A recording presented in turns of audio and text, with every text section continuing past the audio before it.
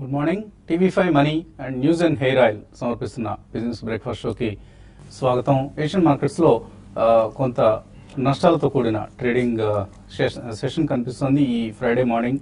Last night US markets కూడా స్వల్ప నష్టాలతో ముగిశాయి. సో నాన్ ఫామ్ సెప్టెంబర్ నెలకు సంబంధించిన jobs data, non form payrolls data అంటారు. సో ఈ డేటా కోసం మార్కెట్స్ ఎదురు చూస్తున్నాయి. సో ఎటువంటి డేటా వస్తుంది, ఎందుకంటే ఈ డేటా ఆధారంగానే కొంతమేరకు యుఎస్ లో వడ్డీ రేట్ల డిసెంబర్లో వడ్డీ రేట్ల పెంపు సంబంధించిన నిర్ణయాలకి ఇక్కడ నుంచి డేటా ఆధారం అవుతూ ఉంటుంది. సో సెప్టెంబర్ నెల, అక్టోబర్ నెల, నవంబర్ నెల ఇలా వరుసగా 3 నెలల నాన్ ఫామ్ పేరోల్స్ డేటాకి ఈ ప్రాధాన్యం ఈ నేపథ్యంలో కనిపిస్తుంది మనకు. అలాగే క్రూడ్ ప్రైసెస్ మాత్రం చాలా స్ట్రాంగ్ గా ఉన్నాయి. క్రూడ్ ప్రైసెస్ ప్రస్తుతం బ్రెంట్ క్రూడ్ 52.5 సమీపంలో, నైమెక్స్ క్రూడ్ $50.5 సమీపంలో ట్రేడ్ అవుతున్నాయి. సో క్రూడ్ ప్రైసెస్ చాలా స్ట్రాంగ్ గా ముందుకు వెళ్తున్న సమయం ఇది. So maybe production freezes, production cuts లాంటివి క్రూడ్ ప్రైసెస్ ను ప్రభావితం చేస్తున్నాయి. సౌదీ అరేబియా, రష్యా లాంటి కంట్రీస్ ని. అలాగే డాలర్ లో స్ట్రెంగ్త్ కొనసాగుతోంది అండ్ గోల్డ్ వీక్నెస్ కొనసాగుతోంది. గోల్డ్ లో చాలా వీక్, ఎందుకంటే డాలర్ స్ట్రెంగ్ అవుతున్నప్పుడు గోల్డ్ వీక్ అవుతూ ఉంటుంది. అలాగే వచ్చే సమీప భవిష్యత్తులో ఇంట్రెస్ట్ రేట్స్ పెరుగుతాయి యుఎస్ లో ఉన్న అంశం ఆధారంగా గోల్డ్ ప్రైసెస్ లో వీక్నెస్ కనిపిస్తుంది మనకు. అరౌండ్ $1,256 ఔన్స్ బంగారం మనకు ఇంటర్నేషనల్ మార్కెట్స్ లో కనిపిస్తుంది. మేబీ ఇండియన్ మార్కెట్స్ లో కూడా ఇదే వీక్నెస్ రిఫ్లెక్ట్ అవుతుంది గోల్డ్ ప్రైస్ సంబంధించి. ఇక ఈక్విటీ మార్కెట్స్ విషయానికి వస్తే ఒక చిన్న కరెక్టివ్ పాత్రలో ఉన్నాయి ప్రస్తుతం మన మార్కెట్స్. నేను కూడా ఒక లేట్ ఈవినింగ్ సెల్ ఆఫ్ చూసాం. మార్నింగ్ కొద్దిగా పాజిటివ్ గా ప్రారంభమైనప్పటికీ కూడా 8709 నిఫ్టీ క్లోజ్ అయిన లెవెల్ ఇది. ఆల్మోస్ట్ డేస్ లో దగ్గర క్లోజ్ అయింది. నిఫ్టీకి సంబంధించి ఈ వారంలో లాస్ట్ 2 days వీక్నెస్ కనిపిస్తుంది మనకు. అలాగే వారం మొత్తం మీద చూస్తే 1.15% పెరిగింది. మిడ్ క్యాప్స్, స్మాల్ క్యాప్స్ తో కంపేర్ చేస్తే నిఫ్టీ, సెన్సెక్స్ లో అండర్ పెర్ఫార్మ్ చేశాయి.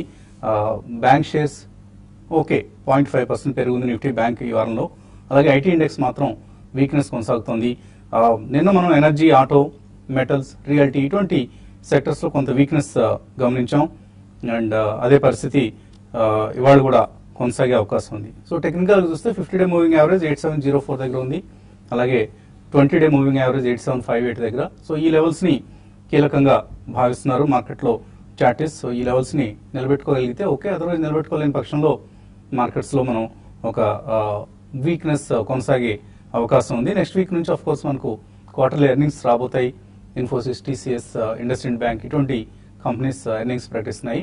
అలాగే నెక్స్ట్ వీక్ ఒక 2 రోజులు మనకు మంగళ, బుధవారాలు సెలవు కాబట్టి ట్రేడర్స్ అంతగా పొజిషన్స్ క్యారీ చేసేందుకు ఇష్టపడకపోవచ్చు ప్రస్తుతం ఉన్న పరిస్థితిలో.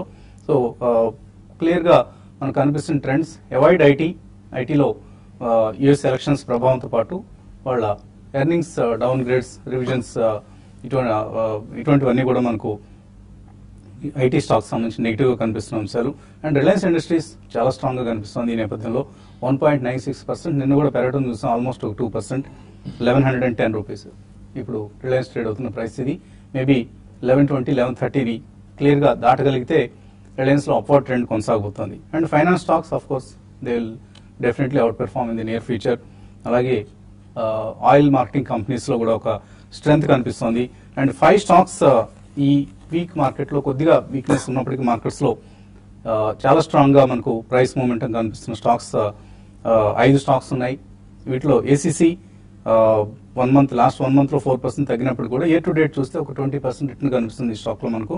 సింటెక్స్ ఇండస్ట్రీస్ 10% పెరిగింది. అండ్ హ్యూజ్ వాల్యూమ్స్ ఈ కౌంటర్స్ లో, ఈ 5 కౌంటర్స్ లో కూడా మనకు కనిపిస్తున్నాయి. ఏసీసీ, సింటెక్స్ ఇండస్ట్రీస్, ఫోర్స్ మోటార్స్, అలాగే Federal Mogul Goetze and Mphasis. So ఈ 5 కౌంటర్లు చాలా స్ట్రాంగ్ గా ట్రేడ్ అవుతున్నాయి విత్ హ్యూజ్ వాల్యూమ్స్. ఈ అంశాన్ని గమనించాలి. సో ఈ కౌంటర్స్ లో షార్ట్ సేల్స్ ని అవాయిడ్ చేయాల్సిందిగా అడ్వైజ్ ఇవ్వడం జరుగుతుంది ప్రస్తుతం.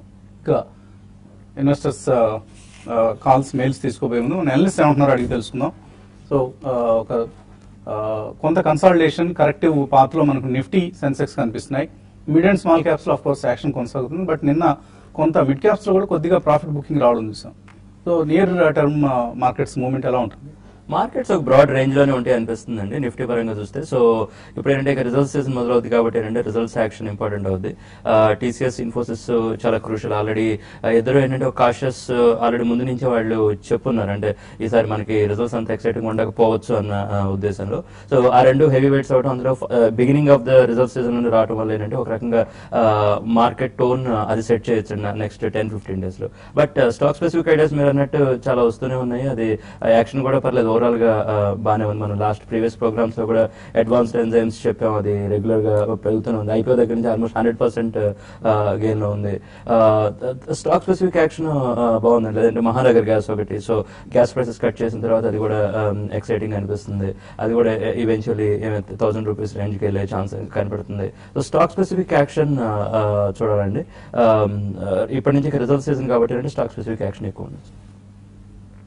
సో టెక్నికల్లీ ఏ పరిస్థితిలో కనిపిస్తున్నాయి markets? Both Nifty, of course bank నిఫ్టీలో మనకు వీక్నెస్ కనిపిస్తుంది, ప్రధానంగా ప్రైవేట్ బ్యాంక్స్ లో ఎక్కడ సెల్లింగ్ ఆగడం లేదు. ICICI, Axis, even Yes bank looks to be so weak compared to PSU banks.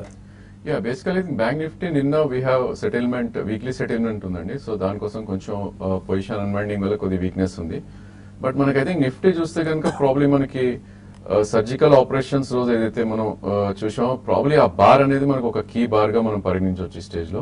So 8,800 నుంచి 8,558. సో ఈ బార్ మొత్తం I think it will act as a resistance up side, and అదేవిధంగా కిందకు వస్తే కనుక సపోర్ట్ గా యాక్ట్ చేస్తుంది. So almost we're in the middle of the bar. So probably I think ఇక్కడ ట్రేడింగ్ అనేది ఇట్స్ వెరీ టఫ్ అండి. Probably I think the best idea should be 88 and 88.40 వచ్చినప్పుడు షార్ట్ చేయడం, అదేవిధంగా 86 and 85.50 వస్తే లాంగ్ చేయడం. ఈ మధ్యలో ఐ థింక్ ట్రేడ్ చేస్తే it would be very tough, and I think money చేసుకోవడం కూడా కష్టం. అదేవిధంగా బ్యాంక్ నిఫ్టీ చూస్తే కనుక ప్రాబ్లీ మనకి I think 19,754 above at least 1 or 2 days trade అవుతేనే నెక్స్ట్ బుల్లిష్ ఉంటుంది. లేదు అనుకుంటే కనుక probably 19,059 probably that should act as a support. So దీనిలో కూడా almost the strategy should be same. Maybe ఒక 200 పాయింట్స్ పడితే కనుక లాంగ్ పొజిషన్స్ క్రియేట్ చేయొచ్చు. అదేవిధంగా 19,700 ఆ రేంజ్ వస్తే కనుక ప్రాబ్లీ షార్ట్ పొజిషన్స్ క్రియేట్ చేయొచ్చు. ఐ థింక్ ఈ స్టేజ్ లో ఇండివిజువల్ స్టాక్స్ చాలా ఐ థింక్ వెరీ క్రూషియల్ అండి. ఈవెన్ సెక్టర్ లో కూడా ఐ థింక్ కొన్ని stocks they are performing good and కొన్ని they are not. Actually FMCG space తీసుకుంటే ఐ థింక్ లాస్ట్ 2 days లో లీవర్ కొద్దిగా అప్ మూవ్ వచ్చినప్పటికీ ITC has come down. So I think strong sectors చూసుకుని probably stock picking is a good idea ఈ stage లో. So I think what we should do is probably మనకి ఏ stocks అయితే బాగా pull back వస్తున్నాయో market పెరిగినప్పుడు అలాంటి స్టాక్స్ మనం కరెక్షన్స్ లో తీసుకునే ప్రయత్నం చేయొచ్చు. మిడ్ క్యాప్ బ్యాంక్స్ లో federal bank and south bank private space లో ప్రాబ్లీ ఈ రెండు కొద్దిగా అవుట్ పర్ఫార్మ్ చేసే ఛాన్స్ ఉంది. సో ఎనీ కరెక్షన్స్ లో ఈ రెండు బ్యాంక్స్ కూడా మనం పిక్ చేసుకోవచ్చు. అబౌట్ 1 year లో 30-35% రిటర్న్ వచ్చే ఛాన్స్ ఎక్కువ ఉంది. అండ్ మ్యూచువల్ ఫండ్స్ మార్కెట్లో ఏం జరుగుతుంది? ఎప్పటికప్పుడు మనం ఎంకరేజింగ్ నెంబర్స్ ఫిగర్స్ చూస్తున్నాం. మనం almost 16 lakh crores now assets under management చేరడం కూడా చూస్తున్నాం. So it is the retail and HNI money in fact driving the equity markets as of now. Mutual funds లో కూడా ఇదే పరిస్థితుందా? అవునండి, మీరు అన్నట్టు 16 lakh crores this is the best times for the industry. And good thing ఏంటంటే real assets ఏమైతే ఉంటాయో gold and real estate నుంచి డబ్బులు బయటకు వచ్చి స్పెషల్లీ మ్యూచువల్ ఫండ్ రూట్ ద్వారా స్టాక్ మార్కెట్లో ఇన్వెస్ట్మెంట్ చేయబడుతుంది. అందుకోసమే continuous investment in mutual funds also is driving the stock market performance అని చెప్పుకోవచ్చు. అండ్ ఏదైతే లాస్ట్ 2-3 years లో ఇన్వెస్ట్మెంట్ చేశారో they made good amount of returns in the market అనే చెప్పుకోవచ్చు అండి. ఎటువంటి స్కీమ్ ఈ సమయంలో మీరు రికమెండ్ చేయబోతున్నారు? సో ఇప్పుడు వాల్యుయేషన్స్ కొద్దిగా హైగా ఉన్నాయి కాబట్టి కొద్దిగా ఎవరైతే ఇప్పుడు ఎంటర్ కావాలనుకుంటారో కన్జర్వేటివ్ ఇన్వెస్టర్స్ ఉంటారో వాళ్ళ గురించి మనం ఈరోజు ICICI Prudential balanced advantage fund గురించి మాట్లాడతామండి. ఇది 2006లో స్టార్ట్ అయిన ఫండ్ క్రిసిల్ బ్యాలెన్స్ కి బెంచ్ మార్క్ అయి ఉన్నది. ఇది డైనమిక్ అసెట్ అలొకేషన్ ప్యాటర్న్ ని ఫాలో అవుతుంది అండ్ స్టాక్ ని పిక్ చేసేటప్పుడు ప్రైస్ టు బుక్ వాల్యూ ని ఫాలో అవుతుంది. ఎప్పుడైతే మార్కెట్ వాల్యుయేషన్స్ ఎక్కువగా ఉంటాయో ప్రైస్ టు బుక్ వాల్యూ ఎక్కువగా ఉంటుందో అప్పుడు ఆ ఫండ్ లో ఈక్విటీ ఎక్స్పోజర్ అనేది చాలా తగ్గించేస్తుంది. And price to book value తక్కువగా ఉన్నప్పుడు వాల్యుయేషన్స్ అట్రాక్టివ్ గా ఉన్నప్పుడు ఈక్విటీ ఎక్స్పోజర్ ని ఇంక్రీజ్ చేస్తుంది. ఓవరాల్ గా ఈక్విటీ ఎక్స్పోజర్ ఇది బ్యాలెన్స్డ్ ఫండ్ అని చెప్పుకోవచ్చు మనము. ఈక్విటీ ఎక్స్పోజర్ 30% నుంచి 80% మధ్యలో స్విచ్ చేయడానికి ఛాన్స్ ఉంటుంది depending upon the valuations. And balance amount వచ్చేసి డెట్ లో ఇన్వెస్ట్మెంట్ చేయబడుతుంది. ఓవరాల్ గా ఇందులో మనకు ఇప్పుడు ప్రస్తుతం ఉన్న పరిస్థితిలో ఒక 70 to 80% equity large cap funds లో ఇన్వెస్ట్మెంట్ చేస్తున్నారు, 20 to 30% మిడ్ క్యాప్ స్టాక్స్ లో ఇన్వెస్ట్మెంట్ చేస్తున్నారు. ఎందుకంటే వాల్యుయేషన్స్ ఎక్కువగా ఉన్నాయి కాబట్టి ఇప్పుడు లార్జ్ క్యాప్ కి లీన్ అయి ఉంది.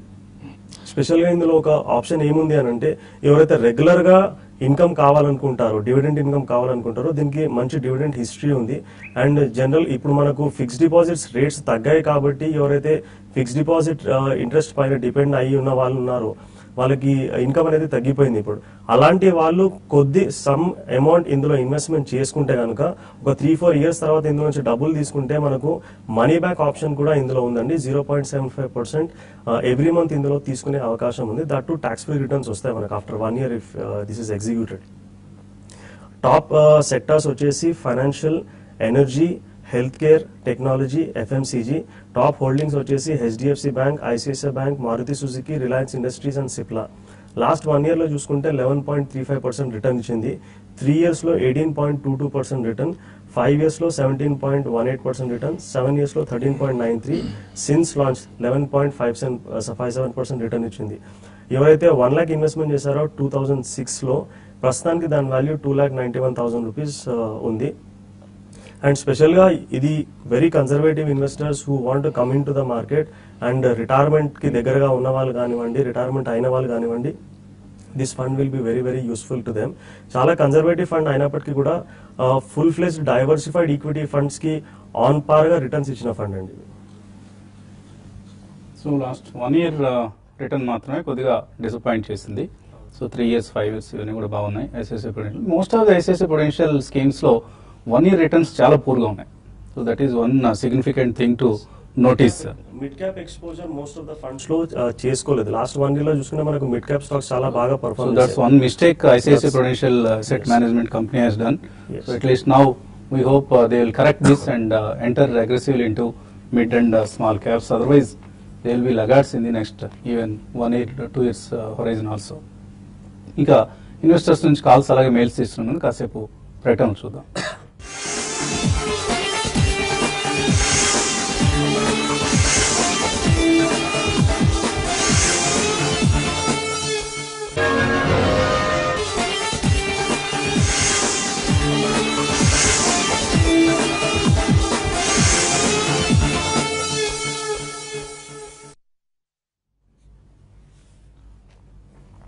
టీవీ5 మనీ అలాగే న్యూస్ అండ్ హెయిర్ ఆయిల్ సమర్పిస్తున్న బిజినెస్ బ్రేక్ఫాస్ట్ షోకి తిరిగి స్వాగతం. కాలర్స్ లైన్ లో ఉన్నారు. మొదటి కాలర్ భాష, నందిగామ నుంచి. హలో, నమస్తే సార్. నమస్తే, చెప్పండి భాష. సార్ నేను నందిగామ నుంచి మాట్లాడుతున్నాను సార్. చెప్పండి, మా ఊరే Nandigama. Sir prime security plus super corp తీసుకుందాం అనుకున్నాను సార్. ఏమండి? Prime security plus super corp stays. Super corp CORC. మీరేదో పొరపాటు పడుతున్నట్లుగా అనిపిస్తుంది నాకు. ప్రైమ్ సెక్యూరిటీస్, మరొకటి కంపెనీ పేరు సరిగా అర్థం కావట్లేదు. మీరేదో సూపర్ కార్ప్ సేఫ్ అని ఒకటి ఉంది. Super Corp safe. ఓకే, మీరు ఒకవేళ super crop safe, okay, maybe agri సంబంధించిన కంపెనీ ఉండొచ్చు, అగ్రికల్చర్ సంబంధించిన అగ్రో కెమికల్స్ కంపెనీ. ఎలా ఉన్నాయి రెండు? ప్రాబ్లీ ఇది 1 month తర్వాత లిస్ట్ అవడం చేసామండి. స్టాక్ డీలిస్ట్ అయినప్పుడు అబౌట్ 70 రూపీస్ లో డీలిస్ట్ అవడం చేసాం. అండ్ కరెంట్లీ బిఎస్సి లోనే ట్రేడ్ అవుతుంది ఇది. సో ప్రాబ్లీ ఇది 91 ఫస్ట్ డే అయింది అండ్ 109 అయింది. సో ఇలాంటి stock I think they are not familiar and probably ఎక్కువ పార్టిసిపేషన్ ఉండదు. సో నా ఉద్దేశంలో ఐ థింక్ మీ దగ్గర స్టాక్ ఉంటే కనుక ఎగ్జిట్ అవడం better and get in to some good stocks like consumer finance కానీ లేదంటే ఆయిల్ మార్కెటింగ్ కంపెనీస్ ఇట్లాంటివి ఇన్వెస్ట్ చేస్తే బెటర్ రిటర్న్స్ వచ్చే ఛాన్స్ ఎక్కువ ఉంటుంది. రిజల్ట్ కూడా చాలా వీక్ గా ఉంది. నామినల్ ప్రాఫిట్స్ చేస్తుంది. అంతకుముందు క్వార్టర్ అయితే లాసెస్ అనౌన్స్ చేసింది. సో వెరీ ఎరాటిక్ పెర్ఫార్మెన్స్ అండి. మీరు సూపర్ క్రాప్ సేఫ్ లో కనుక ఆల్రెడీ ఉంటే కమ్అట్ ఆఫ్ దట్ కౌంటర్. తర్వాత వేరే మంచి మేబీ ఇఫ్ ఆయన ఏదైనా షిఫ్ట్ కావాలనుకుంటే ఎటువంటి కౌంటర్స్ మీరు రికమెండ్ చేస్తారు? ఒకటండి, ప్రైమ్ సెక్యూరిటీస్ అని కూడా అన్నారు. అది కూడా పెద్ద ఎక్సైటింగ్ నేమ్ ఏం కాదండి, రిజల్ట్స్ కూడా అంత ఎక్సైటింగ్ గా లేవు. అంటే అదే ఫీల్డ్ లో ఉన్న, ఫర్ ఎగ్జాంపుల్ అదే ఫీల్డ్ లో మీరు ఉండాల్సింది అనుకుంటే ఇండియా ఇన్ఫోలైన్, ఎడెల్వేస్, అదే ఫైనాన్షియల్ సర్వీసెస్ కంపెనీస్ లో అవి తీసుకోవచ్చు అనమాట. అంటే స్టాక్ సెలక్షన్ మీద కొంచెం వర్క్ చేయాలండి మీరు, ఎందుకంటే యాక్చువల్గా ఏంటంటే మార్కెట్ ఆపర్చునిటీస్ వస్తే కానీ మీరు సెలక్షన్ బాగా చేసుకోవాలి. అంటే ఆపర్చునిటీస్ అంటారు, మహానగర్ గ్యాస్ ఒకటి బాగుందండి, తర్వాత అపార్ ఇండస్ట్రీస్ ఒకటి చూడండి, అది ఇప్పుడు స్టేబుల్ గా ఉంది, ఈవెన్చువల్ గా వన్స్ మూవ్మెంట్ స్టార్ట్ అయితే అది బాగుండొచ్చు. Railway budget point of view చూస్తే టిమ్కెన్ ఇండియా ఒకటి ఉందండి, ఎంఎన్సీ గ్రూప్ 25% రెవెన్యూ రైల్వేస్ నుంచి వస్తుంది, అదొక స్టాక్ ఒకటి చూడొచ్చు. But something is happening in prime securities. వాళ్ళ రెవెన్యూ కంటే నెట్ ప్రాఫిట్ చాలా ఎక్కువగా ఉంటుంది. మేబీ అదర్ ఇన్కమ్ ఏదైనా బుక్ చేస్తున్నారేమో, అది సెక్యూరిటీస్ షేర్స్ ఏదైనా ఉంటే అమ్ముకోవడం, ఇటువంటి పనులు చేయొచ్చు ఈ securities companies. Maybe that could be the reason. నిన్న అప్పర్ సర్క్యూట్ దగ్గర ఉంది, సో ఏదైనా కొద్దిగా రిస్క్ తీసుకోగలిగే కెపాసిటీ ఉంటే ప్రైమ్ సెక్యూరిటీస్ హోల్డ్ చేయొచ్చు. Otherwise come out of this counter and enter into a strong company అండి. తర్వాత మనకి ఈమెయిల్స్ కూడా వచ్చాయి. సంతోష్ కుమార్ అడుగుతున్నారు, బిహెచ్ఈఎల్ మనం రికమెండ్ చేసామట 145లో కొన్నారు, షేర్ ప్రైస్ బాగా తగ్గుతోంది, ఏం చేయాలి ఇప్పుడు? I think fundamental I don't think recommend చేసి ఉంటారండి. ప్రాబ్లీ టెక్నికల్ కాల్ ఏదైనా ఉండొచ్చు. ప్రాబ్లీ ఐ థింక్ ఇక్కడైతే మీరు హోల్డ్ చేయాలి. బట్ 131 ఏదైతే 200-day మూవింగ్ యావరేజ్ ఉందో దాని కింద క్లోజ్ అయితే కనుక మీరు స్టాప్ లాస్ పెట్టి ఎగ్జిట్ అయిపోవాలి. ఇట్స్ ప్యూర్లీ ట్రేడింగ్ స్టాక్ అండి. అలానే 162 మొన్నటి స్వింగ్ హై వస్తే కనుక అక్కడ మీరు ప్రాఫిట్ బుక్ చేసుకోవచ్చు. తర్వాత నరసింహ హైదరాబాద్ నుంచి. Hello, good morning sir. Morning అండి, అడగండి. సార్ లాంగ్ టర్మ్ ఈక్విటీలో పెడదాం అనుకుంటున్నాం సార్, ఒక 1 lakh. బెస్ట్ ఏమున్నాయి సార్ సర్చ్ చేయట? లాంగ్ టర్మ్ కోసం ఈక్విటీలో ఇన్వెస్ట్ చేద్దాం అనుకుంటున్నారు? అవును సార్. ఎంత ఇన్వెస్ట్ చేస్తారు? ఒక 1-2 lakhs ఇన్వెస్ట్ చేద్దాం అనుకుంటున్నారు సార్. చేయండి, తప్పకుండా చేయండి. మంచి ఫ్రంట్ లైన్ కౌంటర్స్ కొనుక్కోండి. మనం రెగ్యులర్ గా ఈ కార్యక్రమంలో రికమెండ్ చేస్తూ ఉంటాం. ఆ షేర్లని మీరు కొనుక్కునే ప్రయత్నం చేయొచ్చు. తర్వాత కాలర్ హైదరాబాద్ నుంచి రమేష్. సార్ నమస్కారం సార్, వసంత్ గారు. నమస్తే అండి, అడగండి. సార్ జగన్నాథ్ గారి క్వశ్చన్ అండి. మహేంద్ర అండ్ మహేంద్ర 1490లో ఉన్నాయండి, అదే 200 షేర్స్. అంటే 8% లాస్ లో ఉన్నాను. ఇంకో 200 నేను ఇప్పుడు తీసుకుని యావరేజ్ చేసుకోమంటారా? గుడ్ ఐడియానా చెప్పండి సార్. మహీంద్రా అండ్ మహీంద్రా మంచి కంపెనీ అండి, అది మీరు మంచి స్టాకే సెలెక్ట్ చేసుకున్నారు. కాకపోతే ఆ సెగ్మెంట్ టాటా మోటార్స్ ఇంకా అగ్రెసివ్ గా కనపడుతుంది, లేదంటే అదే సెగ్మెంట్ ఎస్కార్ట్స్ ఒకటి చూడండి ఇంకా బాగుంది. దీంట్లో ఎక్స్ట్రా మనీ పెట్టే బదులు నా సలహా ఏంటంటే వాటిలో ఏదైనా డిప్స్ వచ్చినప్పుడు అది కొనుక్కోవడం బెటర్ అండి. మేమంటే గ్రేట్ కంపెనీ, కానీ అంటే relatively speaking at this moment Tata Motors Escorts better position లోనే అనిపిస్తుంది. విష్ణు అడుగుతున్నారు, ఆయన సేవింగ్స్ అకౌంట్ నుంచి లిక్విడ్ ఫండ్స్ లో ఫండ్స్ ని ఇన్వెస్ట్ చేద్దాం అనుకుంటున్నారు. Growth dividend options liquid funds లో ఉన్నాయా? ఉంటాయండి. Growth and dividend payout option or reinvestment option ప్రతి ఒక్క దాంట్లో ఉంటుంది. మీరు ఒకవేళ పెద్దగా డిఫరెన్స్ ఏమీ ఉండదండి, మీరు గ్రోత్ ఆప్షన్ తీసుకున్నా డివిడెంట్ పేఅవుట్ ఆప్షన్ తీసుకున్నా better to go for growth. ఎందుకంటే డివిడెంట్ ఆప్షన్ కి మీకు టాక్సేషన్ అంటే ట్యాక్స్ పే చేసిన తర్వాత, డివిడెంట్ డిస్ట్రిబ్యూషన్ ట్యాక్స్ పే చేసిన తర్వాత మీకు డివిడెంట్స్ వస్తాయి. అందులో almost around 28 or 29% is the dividend distribution tax. So మీరు 30% స్లాబ్ లో ఉంటే కనుక then you can go for dividend payout option. 10% or 20% slab లో ఉంటే గ్రోత్ ఆప్షన్ తీసుకుంటేనే ఇట్ ఈస్ ఆల్వేస్ బెటర్ అండి. ఖచ్చితంగా ఉంటాయండి. తర్వాత శ్రేణి కౌన్సు మెయిల్ పంపించారు, ప్రమోటర్స్ షేర్ అరబిందోలో సేల్ కి పెడుతున్నారు కాబట్టి ఎటువంటి ప్రభావం ఉంటుంది స్టాక్ ప్రైస్ మీద? అది జనరల్ ఏంటంటే ఇవి ప్రమోటర్ స్టేక్ సేల్ అనేది బ్లాక్ డీల్ త్రూ అయిపోతాయండి. అది జనరల్ ఏంటంటే యాక్సలరేటెడ్ బుక్ బిల్డింగ్ అంటారు. మార్కెట్ అయిన తర్వాత వాళ్ళు ఇన్వెస్టర్స్ ఐడెంటిఫై చేసి చేసేస్తారు. పెద్ద మార్కెట్ ఇంపాక్ట్ ఏమి ఉండదండి, ఎందుకంటే ఇవన్నీ ఫ్రంట్ లైన్ షేర్స్ కాబట్టి దానికి ఇన్వెస్ట్ చేసే ఇన్స్టిట్యూషన్స్ కూడా చాలా మంది ఉంటారు అనమాట. ప్రైస్ ఇంపాక్ట్ ఉండే అంత ఈవెంట్ ఏం కాదన్న ఉద్దేశం. కొద్దిగా ఇవాళ మేబీ ఇవాళ నెగిటివ్ గా రియాక్ట్ అయ్యే అవకాశం ఉంది, ఎందుకంటే 3 to 5% current market price discount లో వాళ్ళు షేర్స్ ఆఫర్ చేస్తున్నారు కాబట్టి ఇవాళ సెంటిమెంటల్ నెగిటివ్ ఇంపాక్ట్ కొంత ఉండొచ్చు. ఇవాళ వీక్ గా ట్రేడ్ అయ్యే అవకాశం ఉంది Aurobindo pharma. So watch this counter carefully. ఇక కార్యక్రమాన్ని మనం TV5 లో ఇక్కడతో ముగించి మళ్ళీ TV5 మనీలో కలిసే సమయం అవసరమైంది. సో youtube.com/TV5money/live ఈ కార్యక్రమంలో మళ్ళీ కలుద్దాం. చిన్న బ్రేక్ తర్వాత కీప్ వాచింగ్ TV5 మనీ.